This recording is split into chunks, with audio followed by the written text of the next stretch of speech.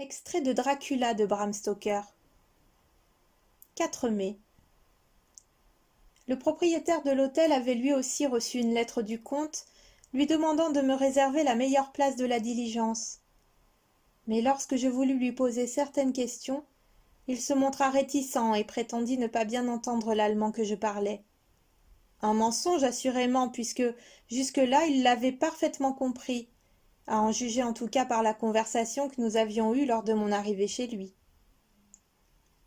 Lui et sa femme échangèrent des regards inquiets, puis il me répondit en bafouillant que l'argent pour la diligence avait été envoyé dans une lettre, et qu'il ne savait rien de plus. Quand je lui demandai s'il connaissait le comte Dracula, et s'il pouvait me donner certains renseignements au sujet du château, tous les deux se signèrent, déclarèrent qu'ils en ignoraient tout, et me firent comprendre qu'ils n'en diraient pas davantage. Comme l'heure du départ approchait, je n'eus pas le temps d'interroger d'autres personnes, mais tout cela me parut fort mystérieux et peu encourageant.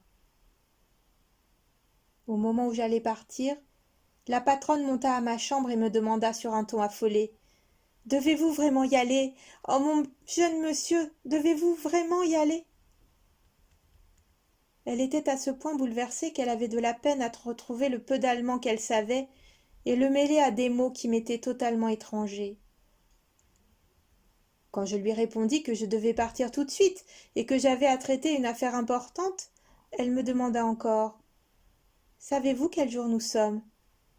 Je répondis que nous étions le 4 mai. « Oui, fit-elle en hochant la tête, le 4 mai, bien sûr. Mais quel jour est-ce ?» Comme je lui disais que je ne saisissais pas sa question, elle reprit: « C'est la veille de la Saint-Georges.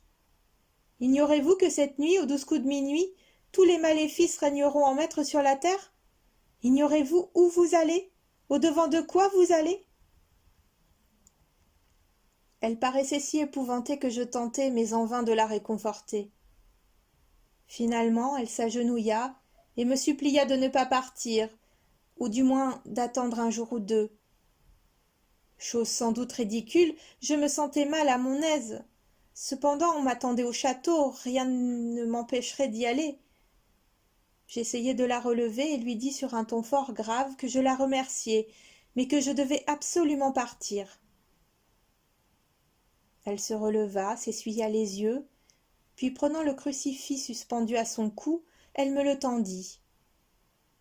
Je ne savais que faire, car, élevé dans la religion anglicane, j'avais appris à considérer de telles habitudes comme relevant de l'idolâtrie, et pourtant j'aurais fait preuve, me semblait-il, d'impolitesse, en repoussant ainsi l'offre d'une dame âgée, qui ne me voulait que du bien, et qui vivait à cause de moi des moments de véritable angoisse. Elle lut sans doute sur mon visage l'indécision où je me trouvais. Elle me passa le chapelet autour du cou en me disant simplement: « Pour l'amour de votre mère », puis elle sortit de la chambre. J'écris ces pages de mon journal en attendant la diligence, qui naturellement est en retard, et la petite croix pend encore à mon cou. Est-ce la peur qui agitait la vieille dame, ou les effrayantes superstitions du pays, ou cette croix elle-même? Je ne sais, mais le fait est que je me sens moins calme que d'habitude. Si jamais ce journal parvient à Mina avant que je ne la revoie moi-même, elle y trouvera du moins mes adieux.